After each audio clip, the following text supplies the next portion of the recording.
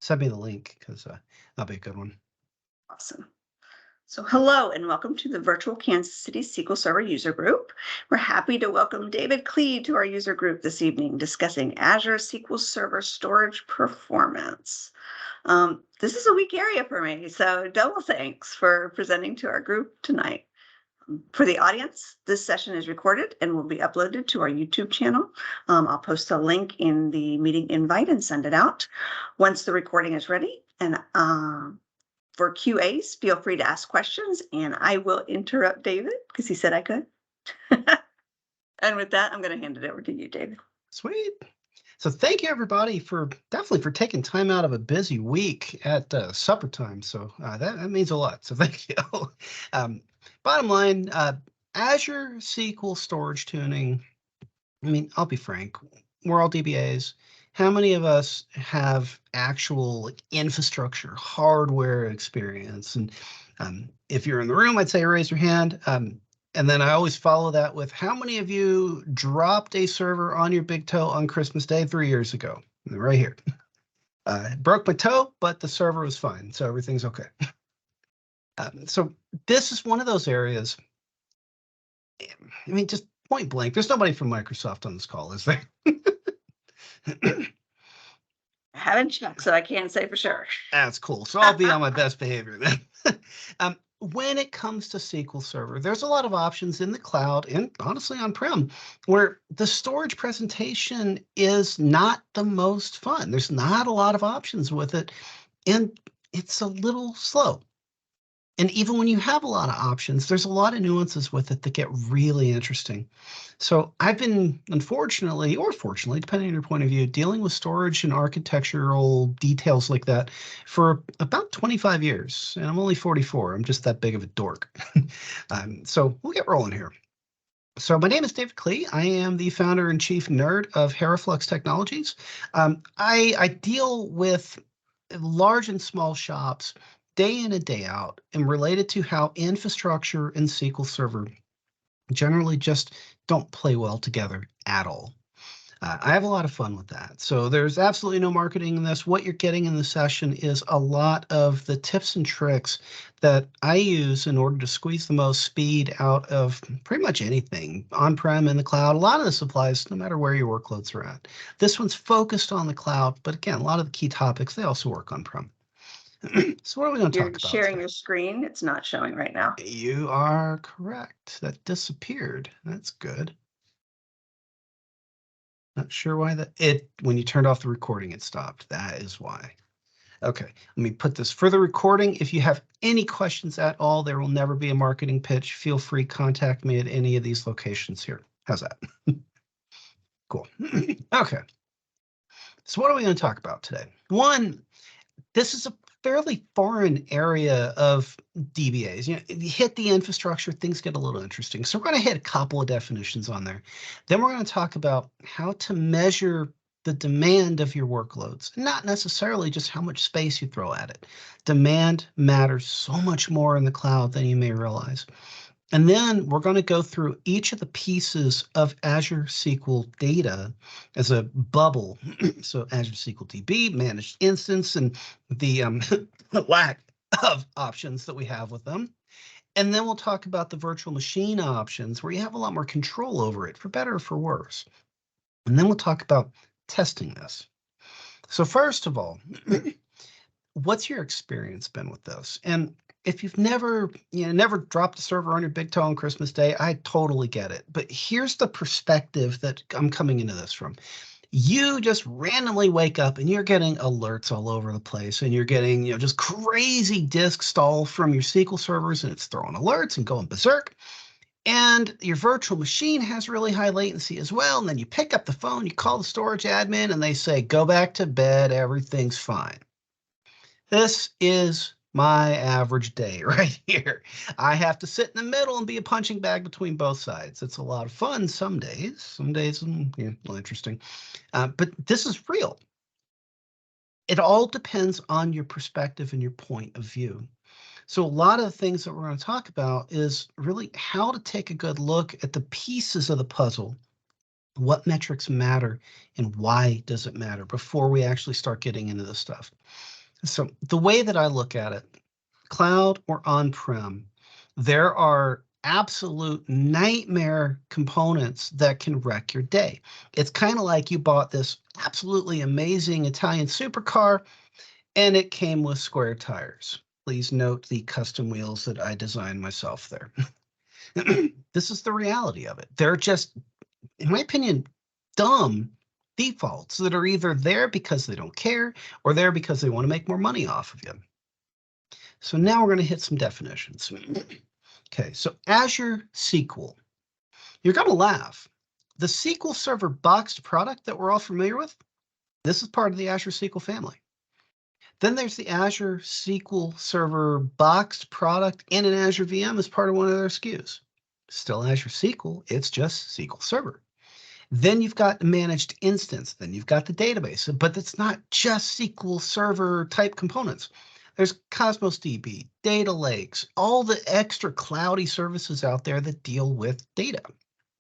Even Postgres, MySQL is a service out there. It's all part of the Azure SQL bubble. We're going to be talking mostly about the SQL Server-ish products, but there's a lot of other stuff out there, and all this stuff directly applies. Now, storage performance. We have to get a foundation for this. Latency is arguably the most important thing from a SQL Server perspective. It's the round trip. When you say, write this row into that table, boom.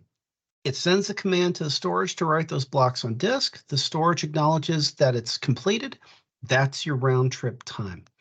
Lesser storage does this in milliseconds. If you're measuring this in seconds, game over. Better storage does it in microseconds. If you talk to storage admins, they don't know about this. They're going to say IOPS or IO operations per second, and they're going to say throughput or megabytes per second. Latency matters whether you have a high demand or a low demand.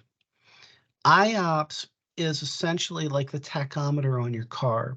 It is essentially the rate of demand. So if I'm asking for 10 blocks of data from disk and they're all over the place, I may have 10 IOPS as it goes and it grabs a block here and grabs a block there. Higher is technically better, but it's kind of like going back to that supercar analogy. If you have a 10,000 RPM tachometer and you're doing 1 to 2,000 when you're going to get groceries, do you need all 10,000? It's fun. Do you need it? No. Same thing with throughput. Throughput, megabytes per second, is basically an IOPS, your IOPS demand, times the block size of your request. If you take that, so 64 kilobyte block size times 1,000 IOPS, 64 megabytes per second. Straightforward. Convert it to megs, monitor your internet connect throughput. So IOPS, throughput, latency. These are the big things that we care about. Think of it this way. If I want to read a 1 megabyte file from disk, if you have a block size of the request at 4 kilobytes, you're doing 250 IOPS. If your block size is 1 meg and that file fit within one block, that's 1 IOP. It's a big IOP, but it's just an IOP. So if you want to measure, the Microsoft standards have been out there for decades, and they always say format your drives to 64K. If you run the command fsutil, fsinfo, ntfsinfo, and then a drive letter, you'll see two things on here that I care about. One everybody knows about, and that's bytes per cluster, 64K in the screenshot. The other one is the file record segment size. This one lists 4096 or 4 kilobytes per block. Microsoft doesn't talk about this one very much. This is the metadata pointer size for NTFS. So if you have a 1 terabyte drive, default is 1K. That's a lot of pointers for it to manage. So how to go manage this stuff? If you see on the screenshot here, format volume path /A 64K, that formats it as 64K, but that's /L. What it does is it introduces the large file record segment, or FRS. That gives you the ability to say, give me a slightly larger metadata block. It's 4 times less pointers for Windows to manage. So if you have control over this, it makes it a little bit more efficient. It's nothing big. Now, the thing that gets people into trouble on here is that an IOP is not always the same. So with the storage on Azure, this is where we can get into trouble very, very quickly.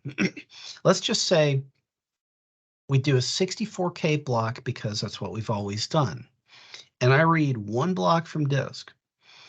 Azure is actually going and saying that 64K read from your perspective is a 256K read when they measure it. So in terms of throughput, 4 IOPS equals 1 megabyte per second.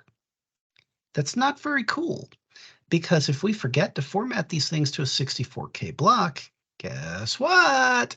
Your exhibited throughput ceiling is so low, it's not even funny.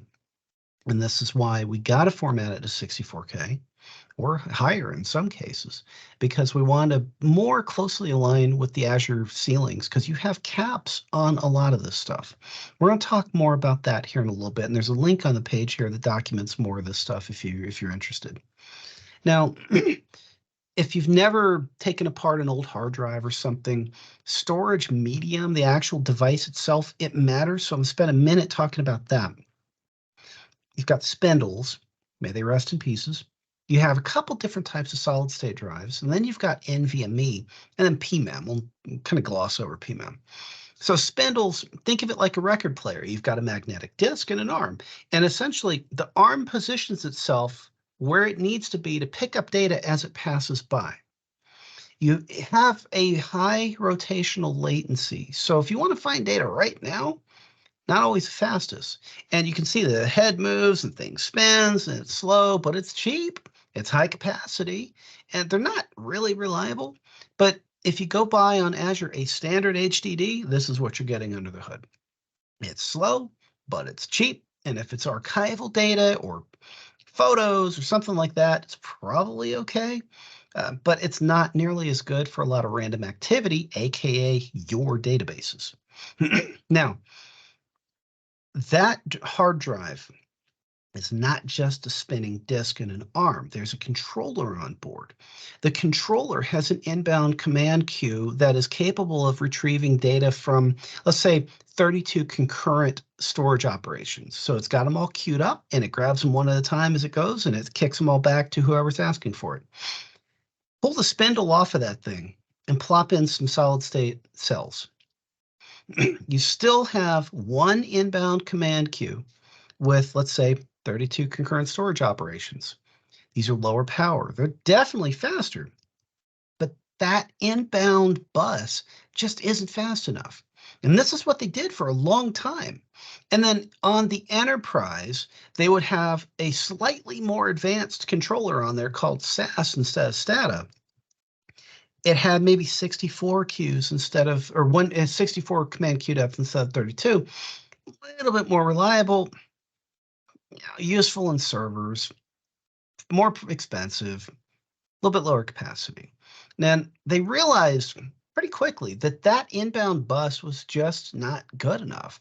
The solid state cells themselves are just sitting there, just twiddling their thumbs, but the actual controller was overwhelmed. So they reinvented the wheel, and they replaced the standard with a new one that was built for this. It's called NVMe, or Non-Volatile Memory Express. And instead of one inbound command queue, you now have 64,000 inbound commands. And instead of each one of those queue having a max queue depth of 32 or maybe 64, each queue is 64,000. So these things are really good at random I/O.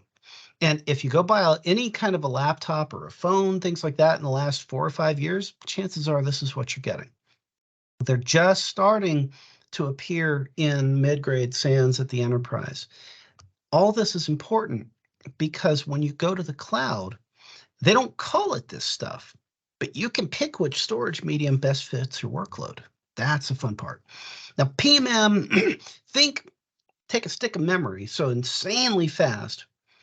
Throw an SSD and a supercapacitor on the thing, so if the power gets cut, it destages to the flash.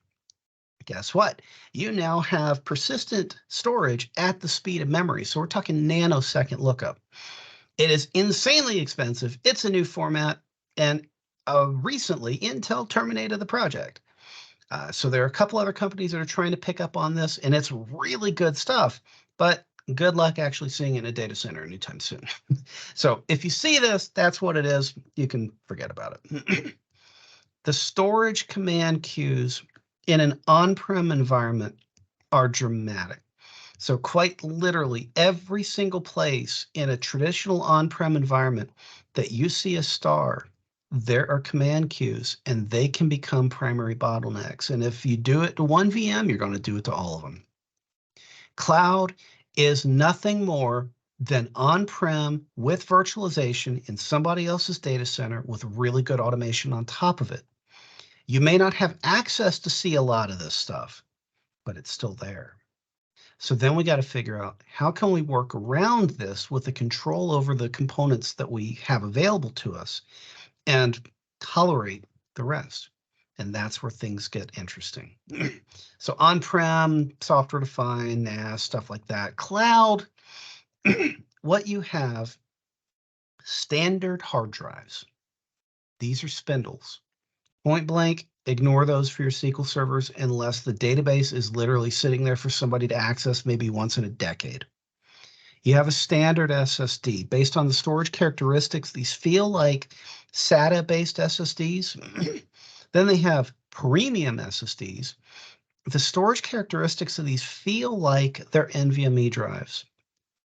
Then you have ultra SSDs, and these are definitely NVMe, but they may actually orchestrate using something called storage spaces under the hood of this stuff. And it's a way to take multiple of these other drives and kind of band them together to get more speed out of them. We'll talk more about that at the end here. I always say ignore the ultra SSDs unless your workloads really demand it, because by the time you're actually using the full potential of those drives, you're probably at the limit of what other layers of performance ceilings are in line there. I'll talk more about that here in a little bit. And then there's blob storage, which is great for SQL Server backups. And then there are transient disks. And if you ever see on an Azure VM the D drive with that great big text file that says, do not put anything on here that's important because it may disappear at any time, that's what that is. Now, my presumption is that these are NVMe as well. Microsoft doesn't release any of the details from any of this stuff, but if you do enough storage testing, you can kind of get a sense for where these things land. Now, the data platform, it's all a piece of a much larger puzzle, but we're really focusing in on the database side and then everything in our control down beneath it. So cloud, all the stuff is off limits. You've got cloudy services. It might be a VM. It might be a database as a service. It might be a managed instance. We'll talk through each one of those here. Now, first of all, as a consultant, when anybody calls me and says the magic phrase of it's slow, how do you know what is actually slow about it? Because how is this thing normally performing when everything is fine? It's one of the hardest areas that I get into when trying to work with folks. They know it's slow. They can't tell me what a good day is normally like on this machine with CPU or memory or storage. You can do this. I want to answer the question, what is the demand of your current servers actually measured at? What's a normal day look like?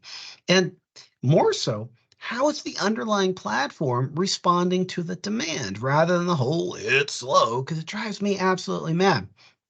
There are a few third-party tools out there, most of which I don't really like because they don't have a lot of granularity in there.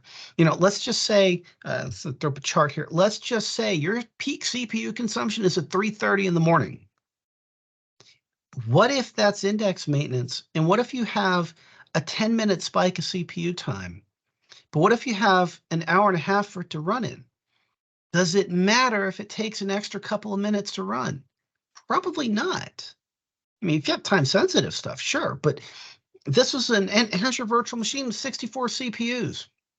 Do you think they needed all 64? No. Heck no. They needed 8. And even then they had too much. They didn't need all of it. But they're sure paying for it.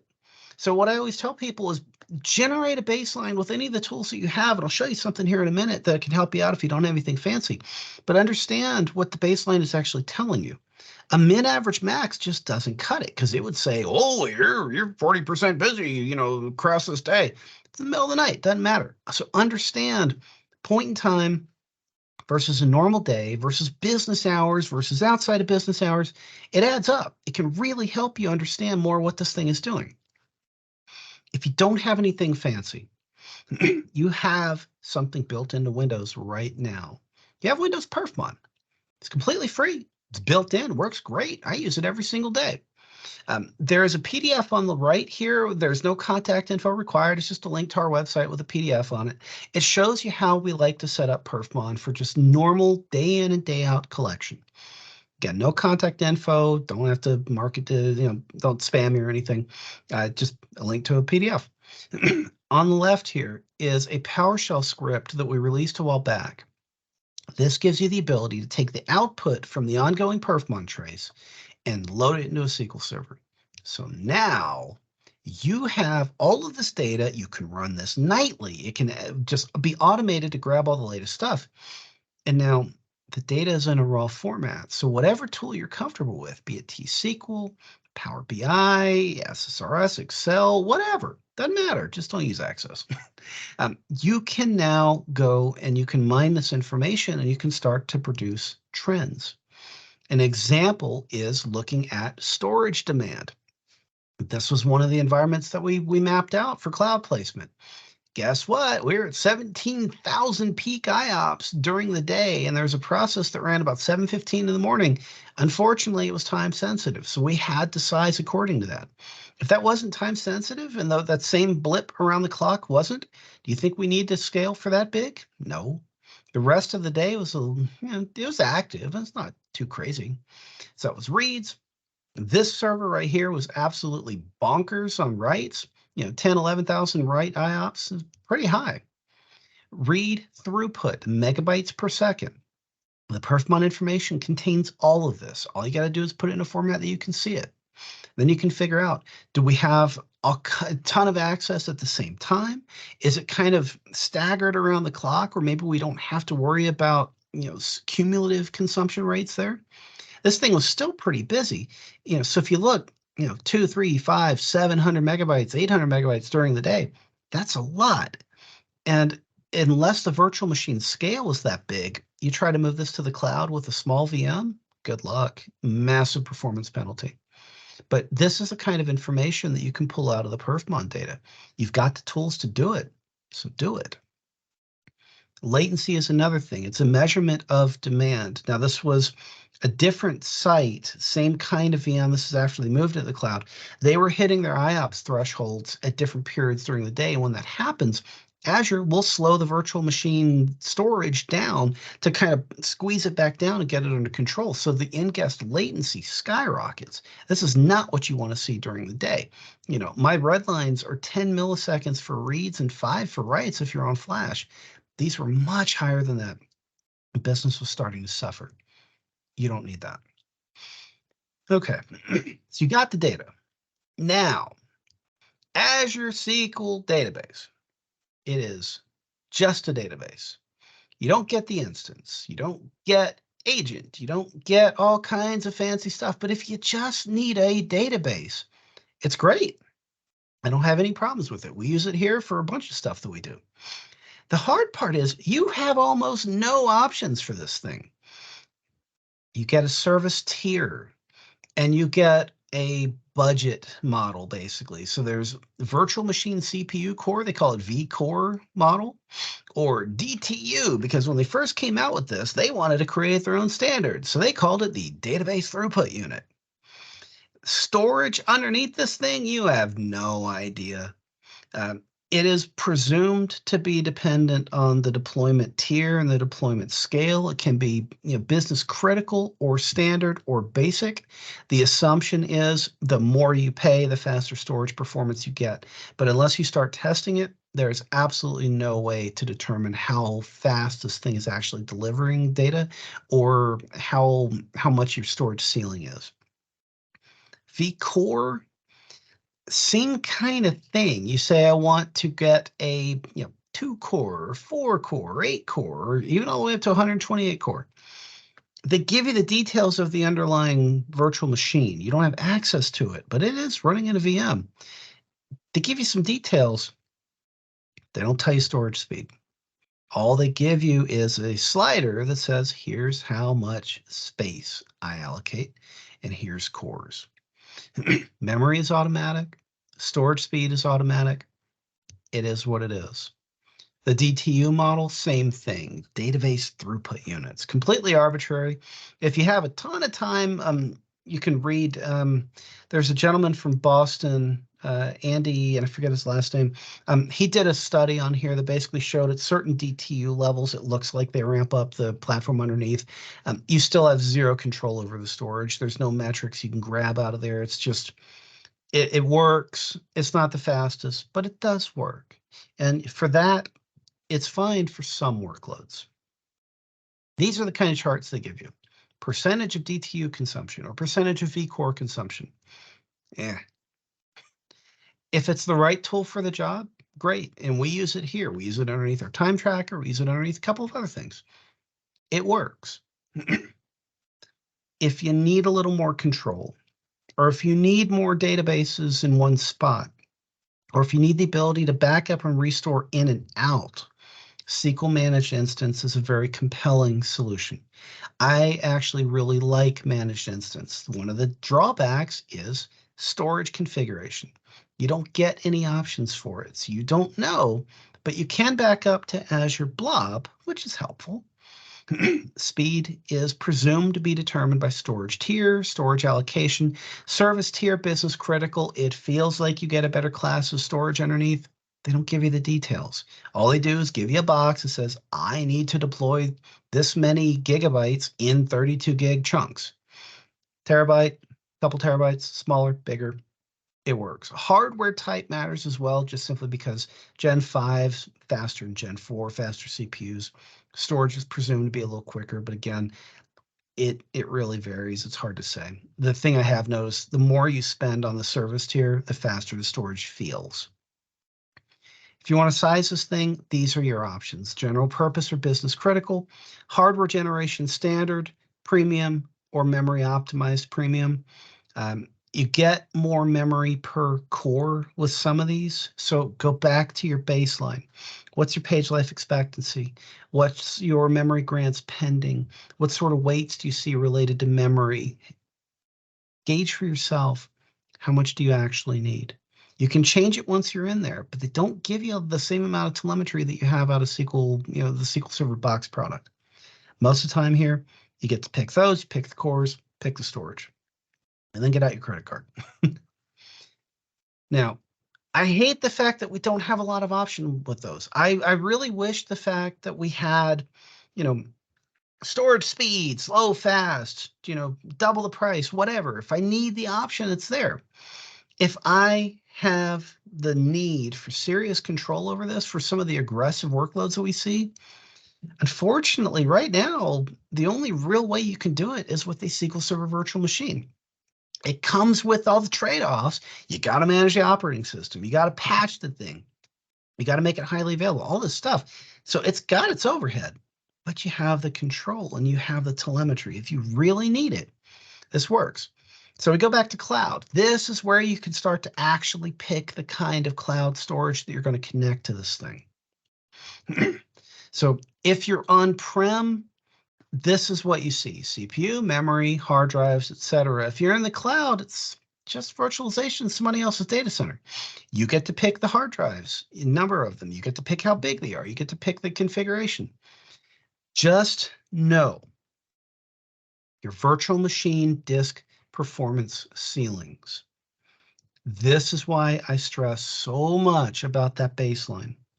So if I need a 1 terabyte worth of space, it's an Azure Disk Tier P30. This gives you 5,000 provision IOPS, max throughput of 200 megabytes per second. Just know that if you do that baseline, you need to convert your metrics to the format that they're expecting here. 1 IOP, 256 kilobyte. Do the math and make sure that you don't need more speed than what these things are actually individually providing. It's tough. It's a lot harder than people think. And what I find is that when people provision these small virtual machines, your performance ceiling is so low, your independent or your individual virtual disk may actually hold you back. And if it doesn't, your virtual machine scale will. But first of all, take a look at the disks themselves. So Ultra disks, I can do 4,000 megabytes per second. I can do a max disk size of 64 gigs, max IOPS 160,000. That's great. Do we need it? Maybe, maybe not. Premium SSD, max throughput 900 megabytes per second, 20,000 IOPS. Do the math on that. Premium SSD is most of what I tell people to configure up in Azure. For archival data, C drive disks, scratch space, standard SSDs are fine. Standard hard drives, your latency will be much higher. It'll work. If it's for a backup file that is just sitting there for months at a time, probably fine. Standard SSDs and premium SSDs are usually where I land with this stuff, but understand the performance ceilings on them. There's one little note here about in-guest storage spaces. I'm going to talk more about that here in a little bit. Now, those are the individual virtual machines. Every VM in Azure has documented performance ceilings of all the virtual drives connected to that virtual server. It's not the most fun because let's just say that I need a reasonably sized virtual machine. So I'm going to say 4 CPUs, 16 gigs of RAM. So right there, the standard D4SV5. I have a maximum uncached disk throughput of just 145 megabytes per second. Max IOPS, 6,400. Do the math on where you're coming from. I may be fine on CPU. I may be fine on memory. Is that storage speed going to hold me back? Possibly. In a lot of cases, we're forced to provision larger virtual machines or even turn around and use constrained core virtual machines. And actually, if you can, there's not one on the example here, but a constrained core VM. Let's say we're looking at a standard D32 SV5, so 32 CPUs, 128 gigs of RAM. Constrained core, you pay the same thing for the compute, but you get less CPUs. So maybe I want to do a DS or D32S-16. It chops half the cores. You get 16 cores presented. You're paying for all 32, but your SQL Server licensing footprint's cut in half. Your IOPS threshold, your throughput thresholds are a lot higher, and you still have the amount of memory that you need for your storage or for your servers. So think about that as kind of a way to pay a little bit more, but that SQL Server licensing is more expensive than all of this. So think about it. Now, tips. Some Azure virtual machines have local temporary drives. It's always a D drive. It's called ephemeral storage. It is a good practice if it fits. If your tempdb usage is within the size of that ephemeral drive, you can park your tempdb on that drive and actually use that. It's all NVMe storage. It's fast and it's included. It's not free, but it is included. Put data and logs on separate drives. You have to size them appropriately. But that inbound command queue with the log stream and data being kind of all over the place, I generally will separate those. If you have data disks only, so just data files, you can do storage read caching for your virtual disks. So for repetitive reads, this will help you. Now, it all depends on your workload if you're going to notice anything with that. If the data is just coming from all over the place, that's one thing. If the bulk of your users are really reading from the tail of each table each day as things change, this might actually help you. Do not do caching for log file disks at all. Do not enable write caching ever with any SQL Server drive at all. It's the single easiest way to corrupt a database.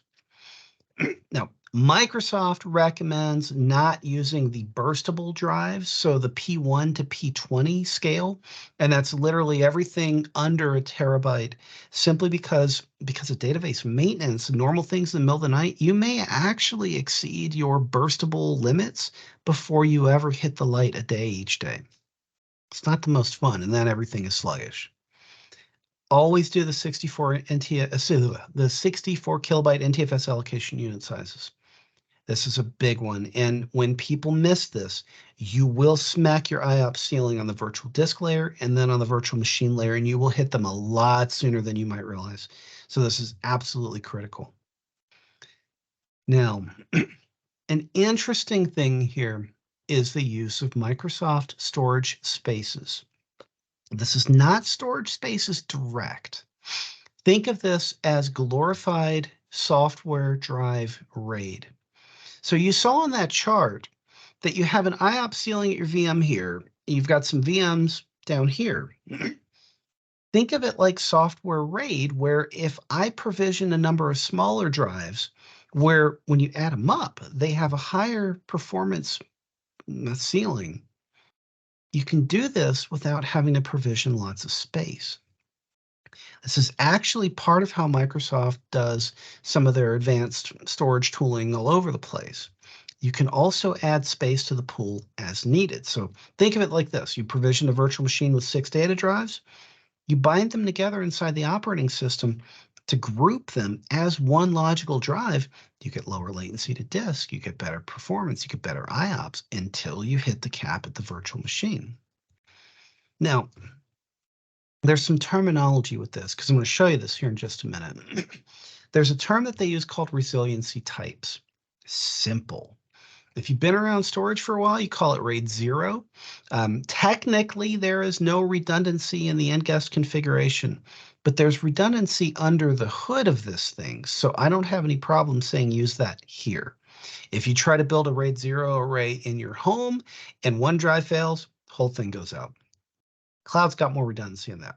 There's mirroring. 2 drives, 1 copy of data, or 2 copies of data, 1 presented drive. You shouldn't have to worry about that. And then there's parity or RAID 5. This is one of those areas where, again, in the cloud, you just don't need it because you're basically adding overhead and wasting a drive. Okay, then there's a storage pool. It is a group of drives in one of the resiliency types listed up above to form a logical group of disks called a pool. Then they call it the virtual disk, not like the virtual disk attached to the virtual machine in Azure.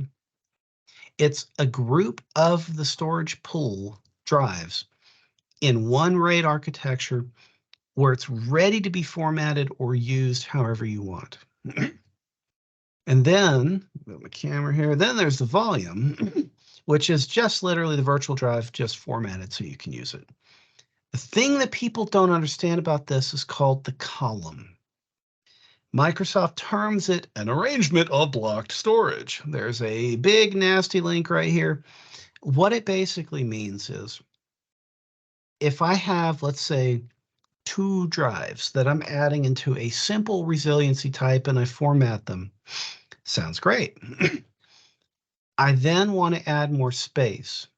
The challenge with storage spaces, and they do this because of the way the disk is arranged in the setup, I can't just add 1 more drive and add it into the pool. I have to add 2 because our column size is 2.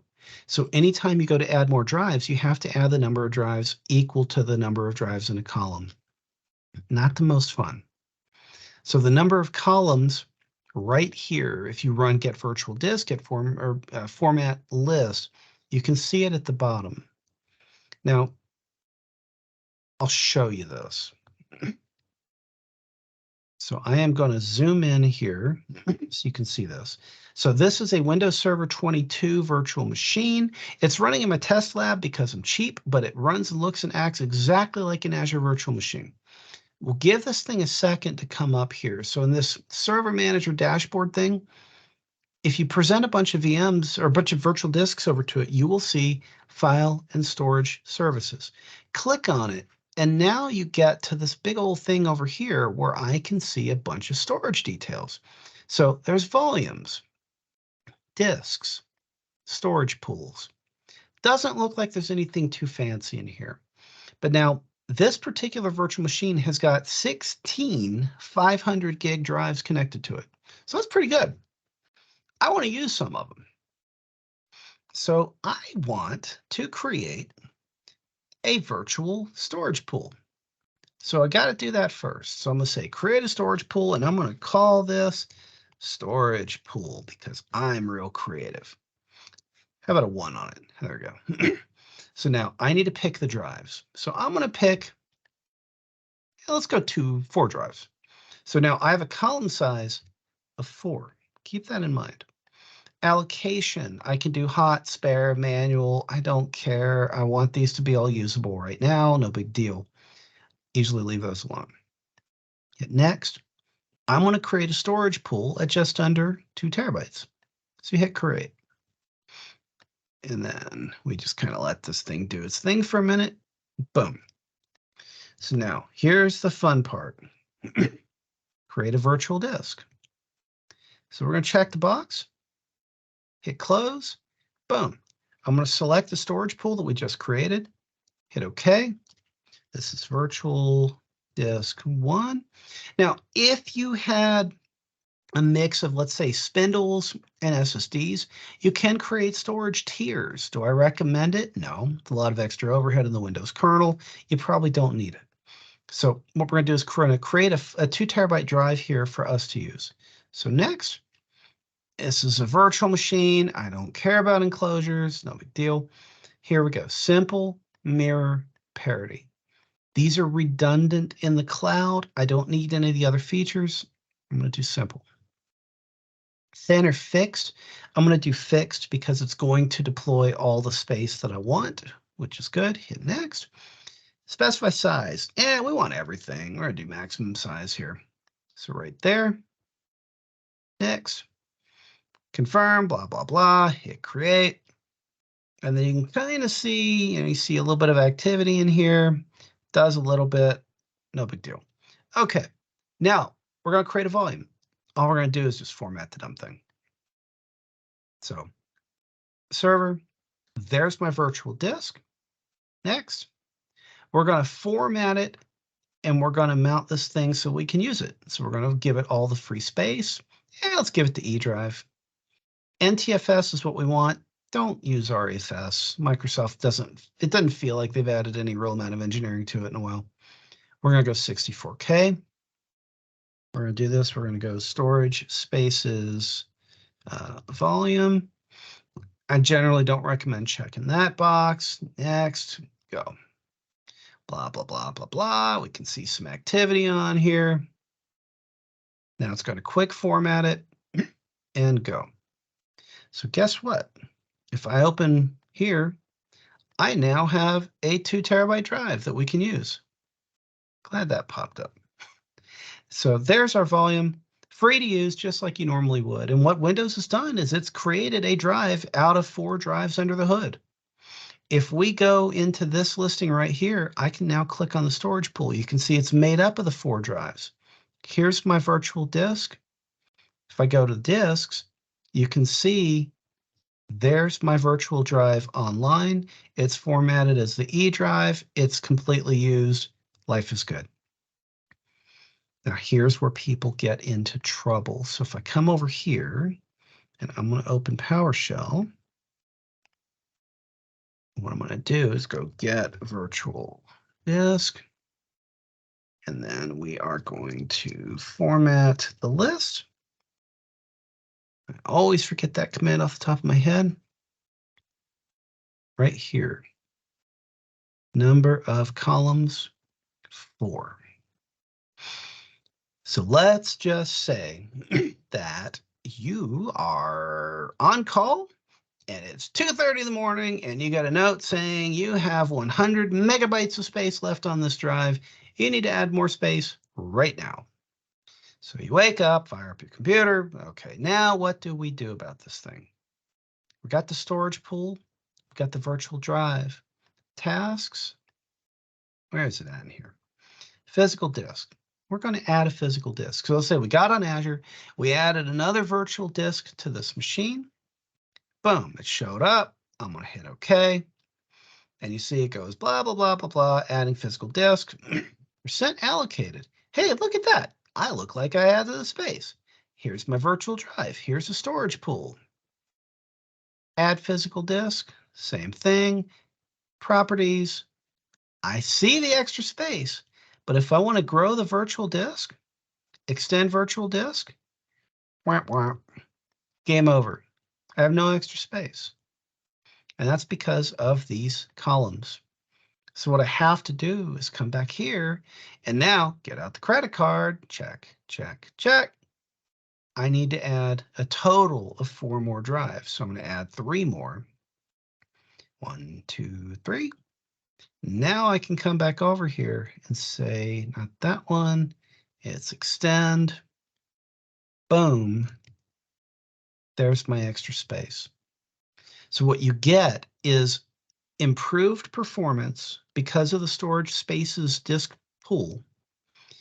You don't have to add a bunch of space. This is an online operation. You just have to be smart about how you do it.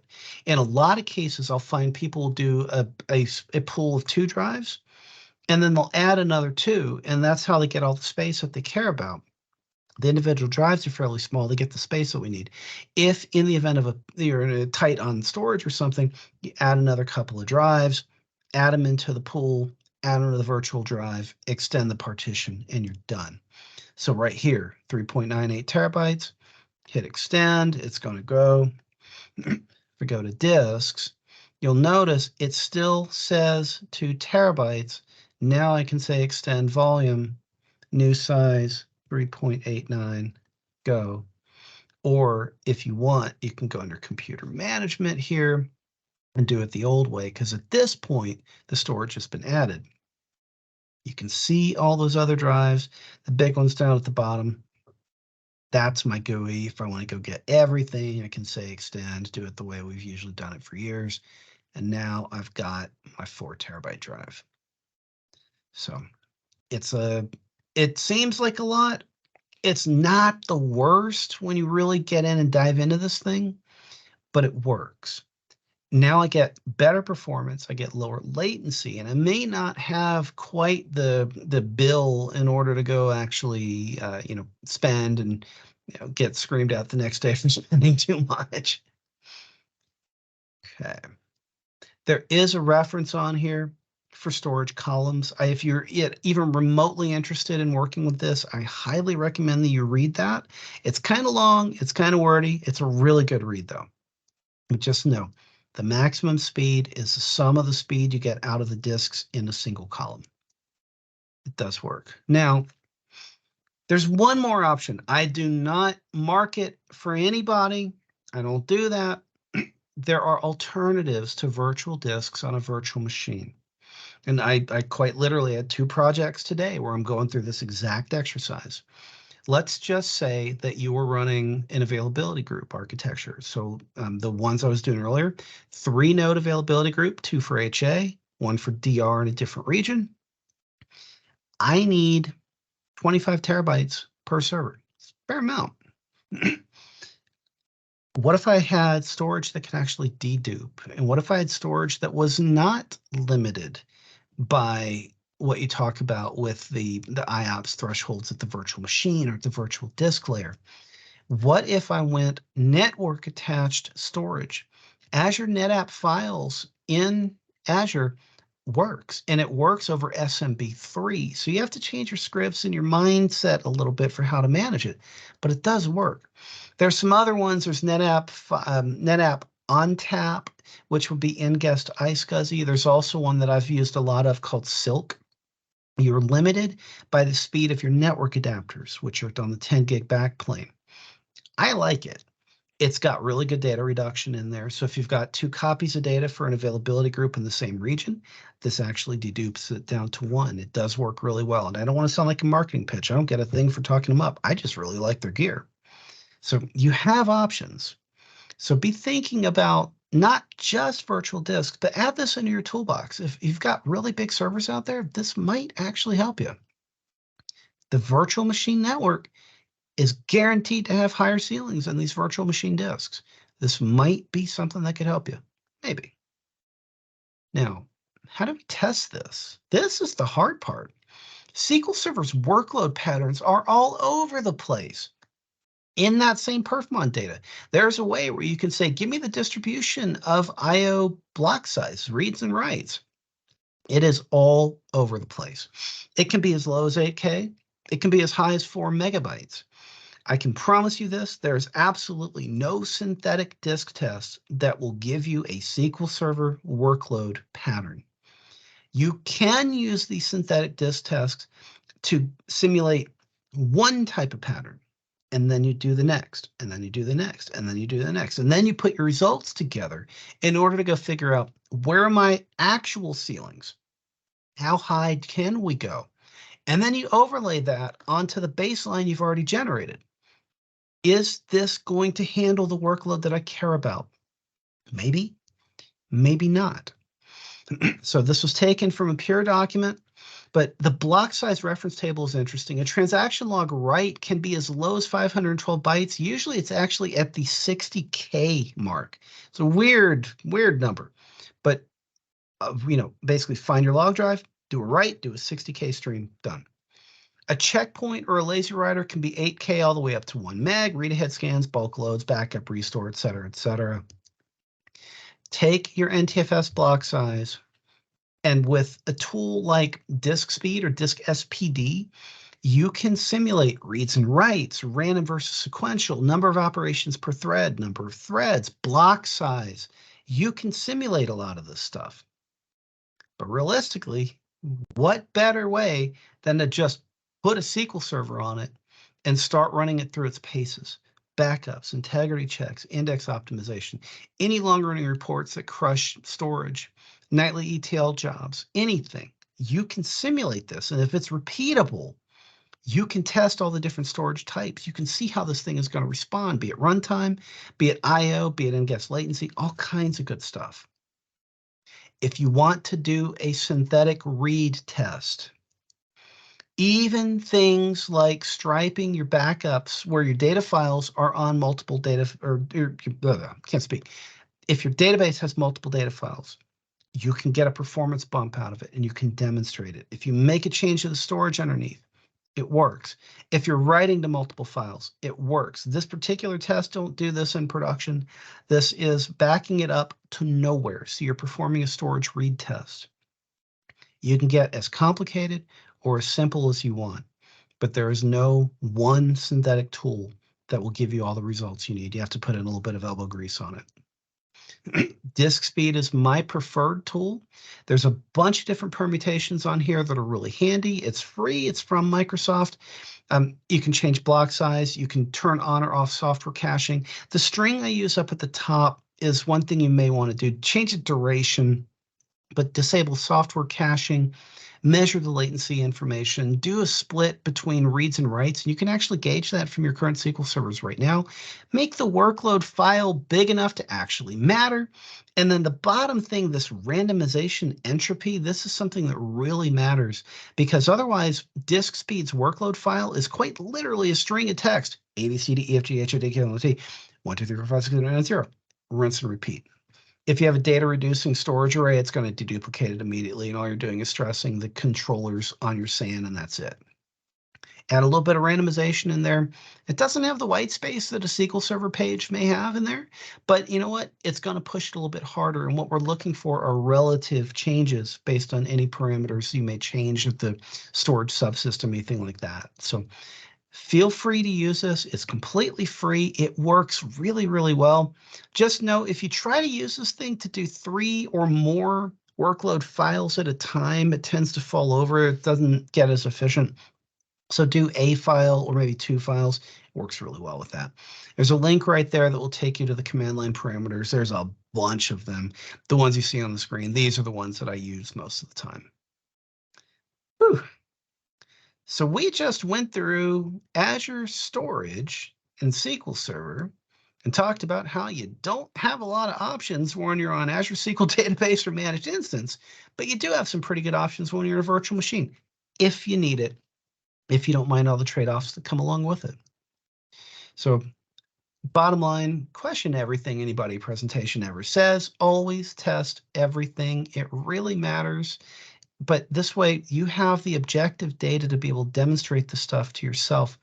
I made a change. It made an improvement.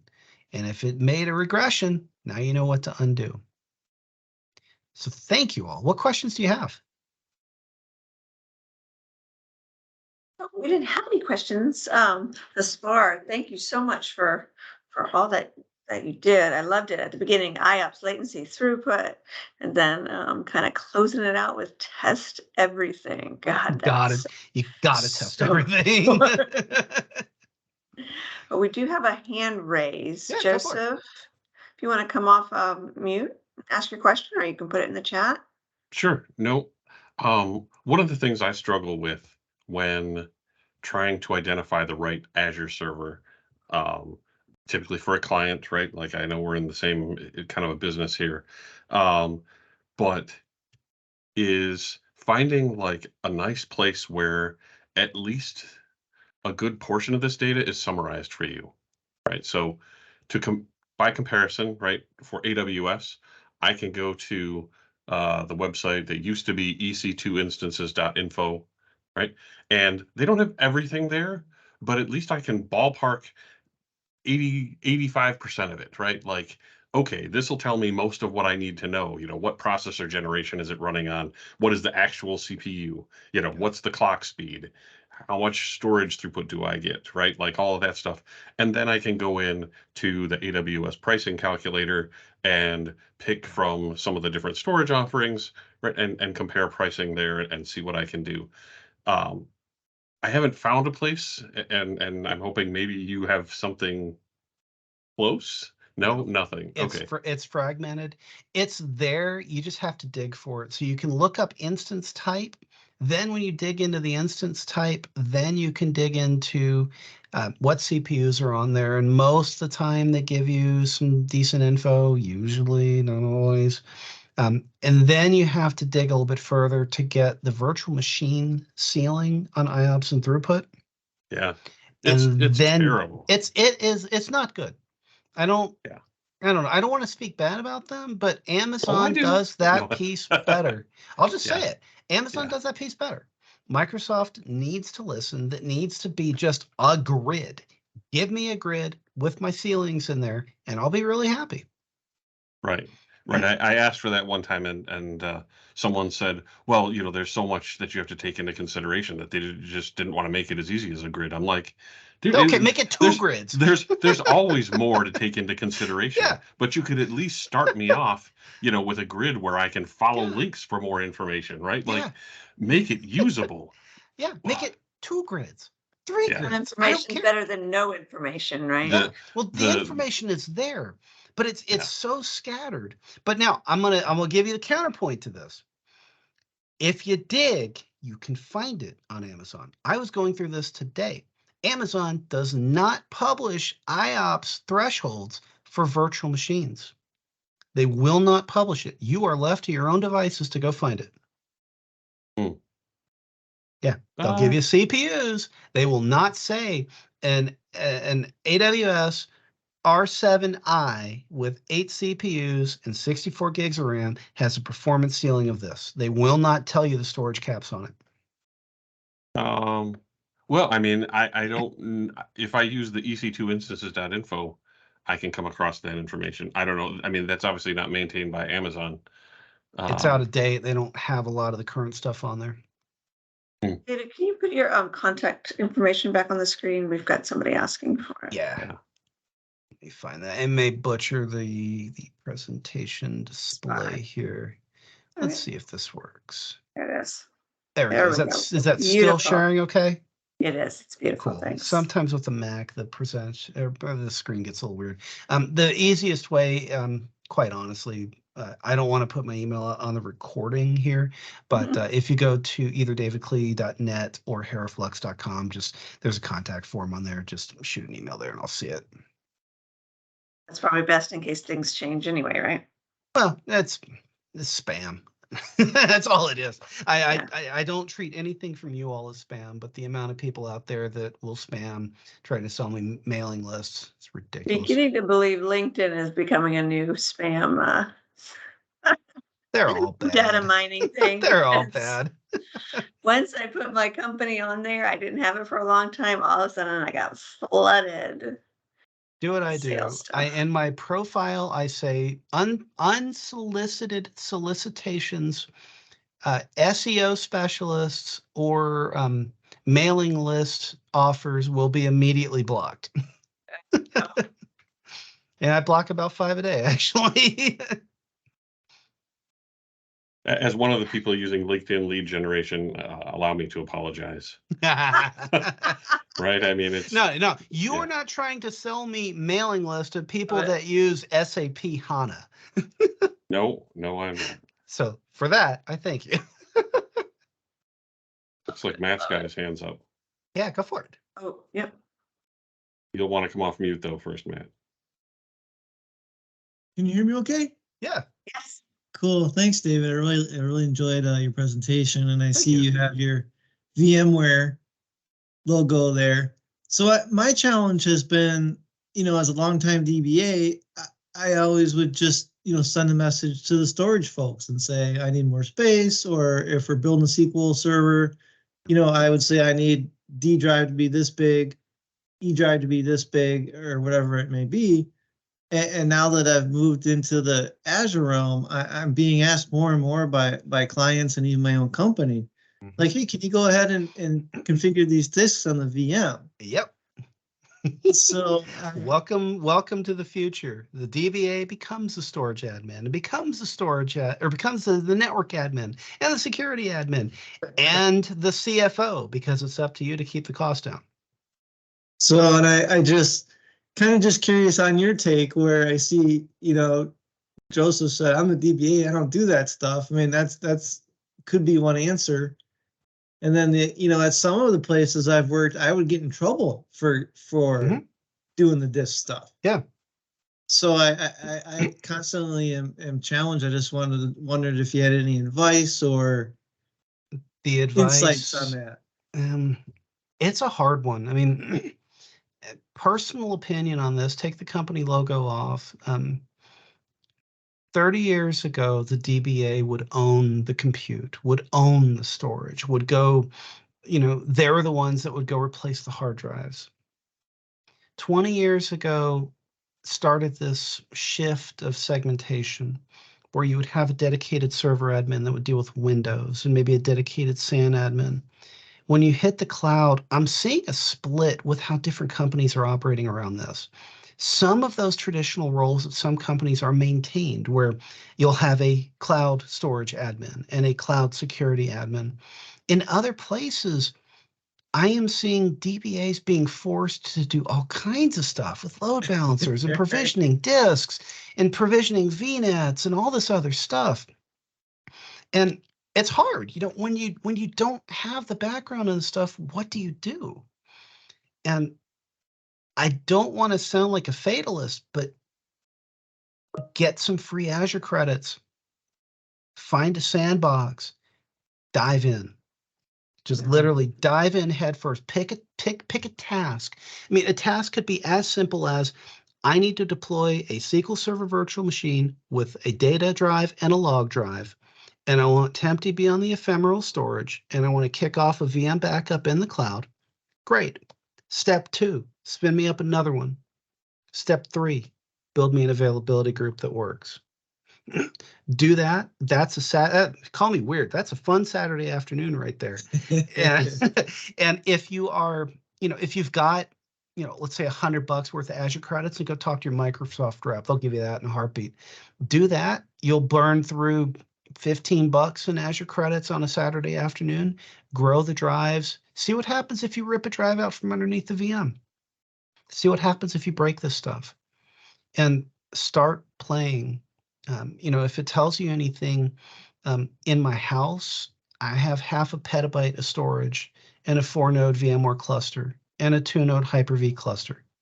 I'm weird. The power company should be sending me fruit baskets at this point. But I've also got about, I've got about 400 VMs in my lab. I've got about 20 out on Azure, and I got 10 out on AWS. Power them off when you don't need them. You're going to be billed for compute, or excuse me, you're going to be billed for storage. You will not be billed for compute. If you do it that way, you can spin stuff up, muck around with it, break it, fix it, do whatever you want with it. Turn it off when you're done. Your Azure credits, you may blow 10, 15, 20 bucks in a month by letting it sit there, but tear it down if you're done with it. You can always spin it back up. So find the stuff that they're asking you to do during the day. Go at night or the weekend. Spin up. You don't have to spin up 100 core VM. Spin up a 2-core VM with 8 gigs of RAM. It's like $4 in Azure credits for the day. Put a 16 gig hard drive on the thing. It's cheap. Expand it to a 32. See what happens. Go ahead. Some of the Visual Studio additions too, you get $50 a month or more Yeah. credit. So yeah, look around and see where you might get those credits. Yeah, talk to your Microsoft rep. They hand those out like free candy. That's what I did. I mean, I don't have any formal training in this stuff. It's like I'm a VMware dork because I virtualized before somebody told me you couldn't virtualize anything. That's literally the case. I virtualized all of production in 2004 out of necessity.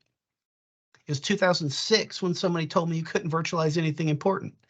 And we just happened to be at the place that I'd virtualized everything. It's like, look around. Everything here is virtual. Why can't you do it? Well, sorry. Since you have like a really good storage background, it seems like. What do you think of like Green Lake and like this Dell Apex? Are those going to be challengers to? Storage is storage. That's the way I look at it. Yeah. From a DBA perspective, I have 3 things: latency, throughput, IOPS. How it delivers it from a DBA's perspective is irrelevant.